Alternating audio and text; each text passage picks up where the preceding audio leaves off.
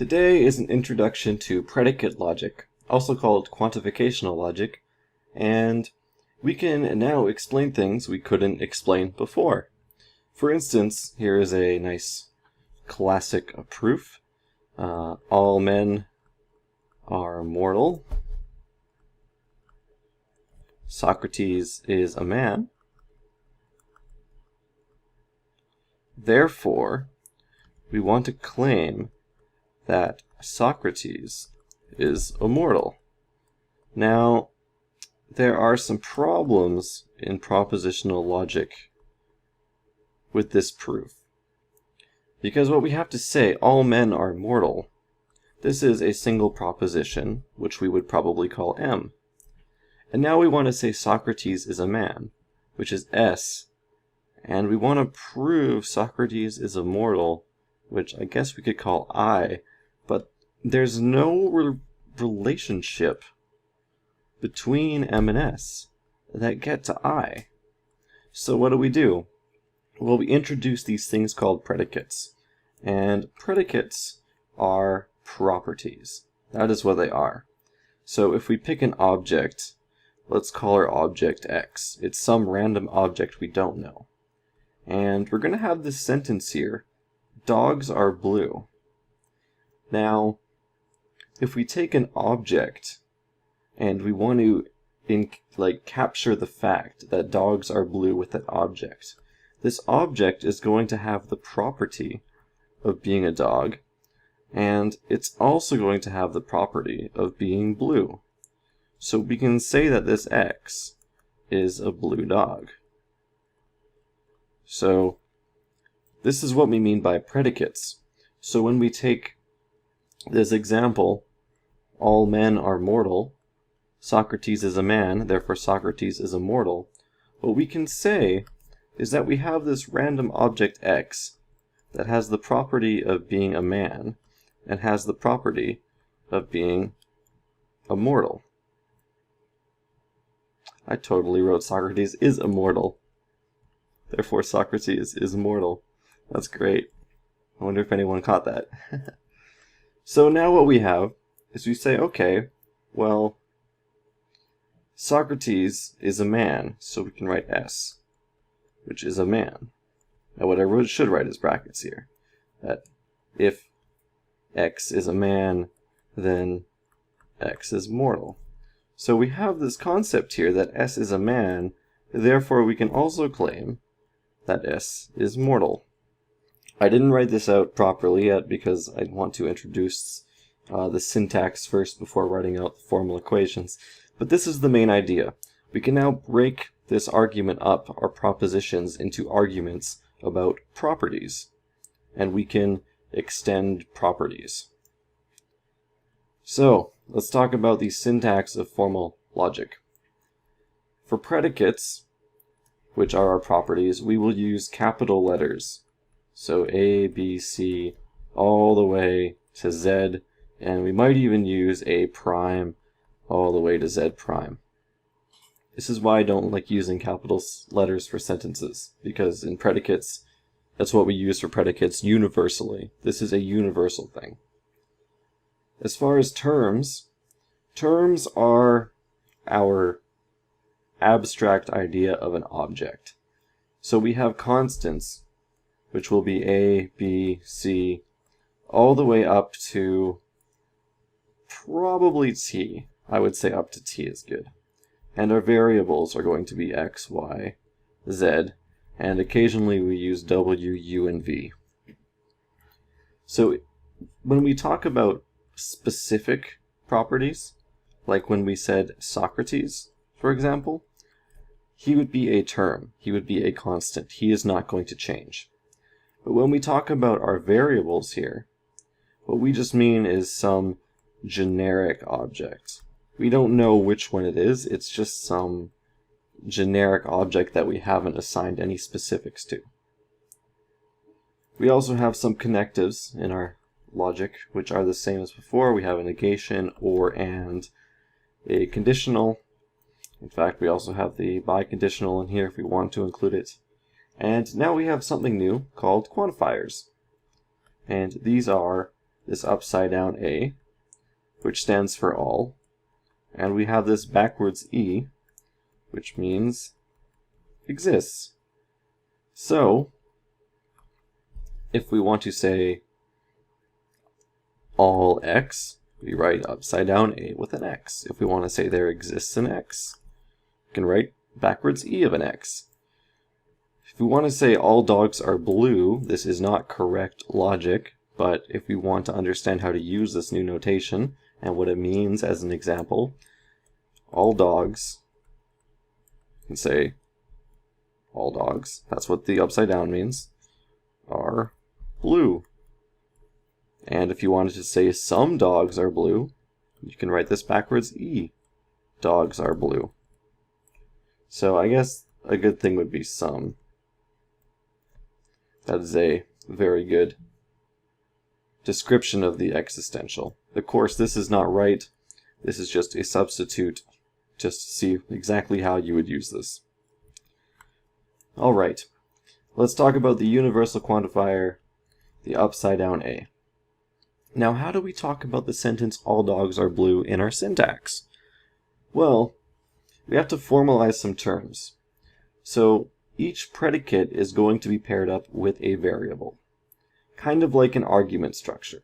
How you would say, oh, f of x is equal to y in math, you plug some x into f, and then it spits out some value y. This is sort of what we're doing in here. So we say dx means x is a dog. So dx means that some variable x is a dog. If we said, okay, what about d and Fido? Then what that is saying is that Fido is a dog, because Fido has the property of being a dog, where d here is the property, and x is the thing that has that property. Now what about x is blue? If we put b of Fido in here, then we'd have Fido is blue. So that's cool. What we do is we assign this variable to a property. Now, how do we write the sentence all dogs are blue? Well, we're not talking about anything specific, so we need to use variables here.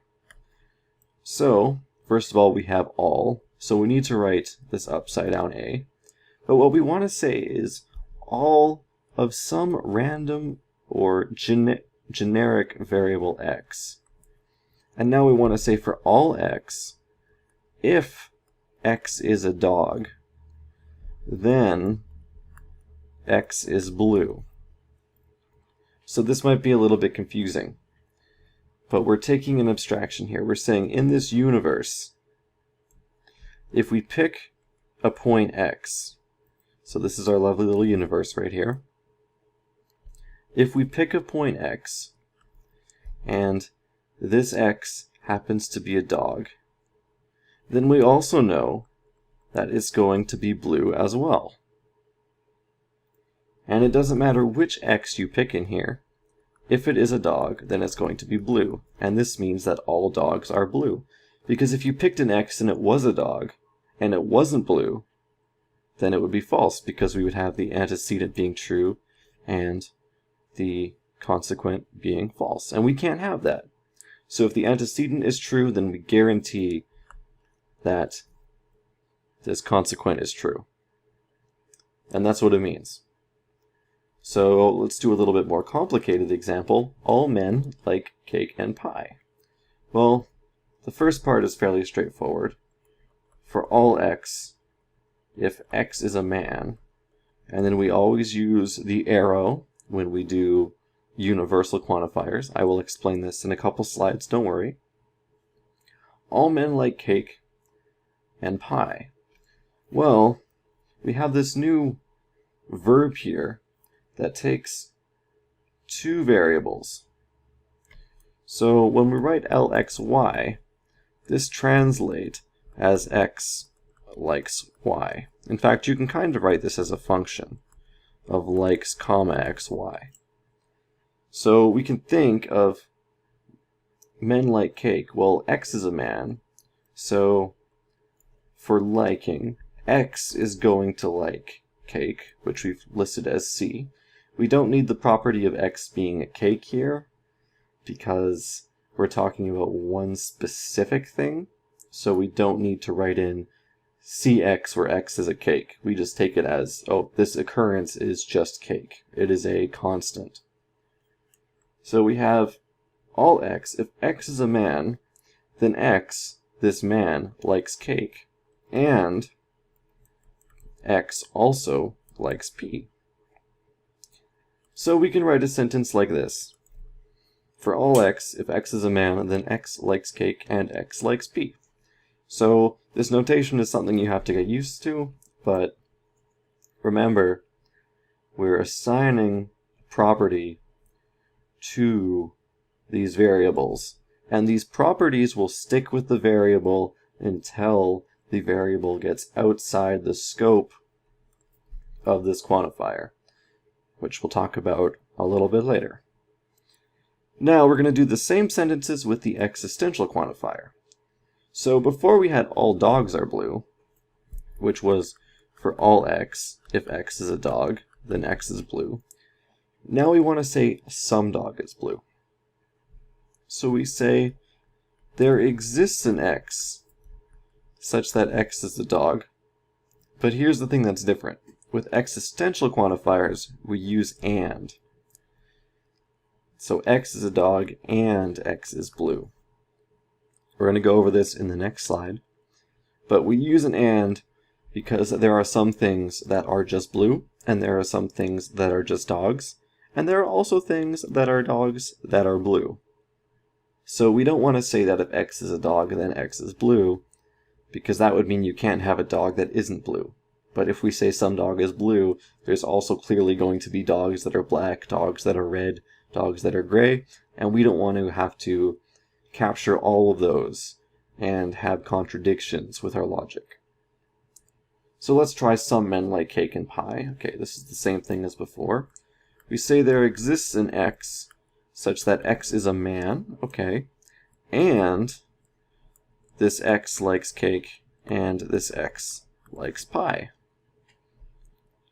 So it's not too bad. It kind of makes sense, hopefully. Now let's talk about why we use these specific connectives. And I'm going to use some pictures here because I think pictures help a lot. So here's the thing. We have this universe, and I'm going to write some names of people. Mary, John, and Steve. And we're going to assign these properties of being happy and being sad. So here's what we're going to say. We're going to say Mary is happy, John is sad, and Steve is happy. I'm going to make Mary a dude, so we're going to call him Mark, for the sake of example. Now what we want to say is all men are happy. So there's two ways we can write this. All x, mx, arrow hx, and for all x, mx, and hx. Okay, so first of all, well, everyone here is an x, or everyone here is a man, so we can write this antecedent true. Now, are all of them happy? Well, there's one case where John isn't happy, so this will be false. And in the second one, there's a case where x is also not happy, so this is false. So in both cases, these are going to be false, which is fine. However, let's consider something a little bit different. What if we change Mark back to a woman? Mary. Well, Mary's happy. I actually shouldn't change this one. I'm going to put this one back to Mark. I'm going to change Steve to a woman. We're going to make him Stacy. Okay. Do I want Stacy changed? No, I don't want Stacy changed. Why do I keep changing the wrong one? This is Steve. John is going to be Jocelyn. That's the best J name I can do. Okay. Now in this case, not all x's are men. So this first part's going to be false. Because we have Jocelyn here, who is a woman. But are all men happy? Yes. All men are happy. So this first part's going to be true. However, in the second part, it is true that all men are happy in this example. But is every element that we're looking at a man? And the answer is no. They're not all men. Therefore, this second one we have is false. But we know intuitively that all the men here are happy, because Mark is happy and Steve is happy. But the way that quantificational logic works is that when we have all x, mx, and hx, we need to check, okay, is everyone a man? And if the answer is no, then it's going to be false, because of the requirements of the and. So this is why we use the arrow for our universal quantifiers.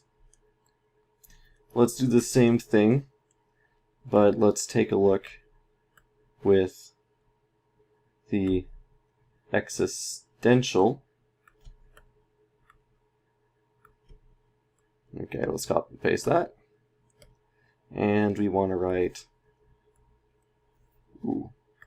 write, a sentence like, some man is happy. Okay, so we have there exists an x such that mx arrow hx, and there exists an x such that mx and hx.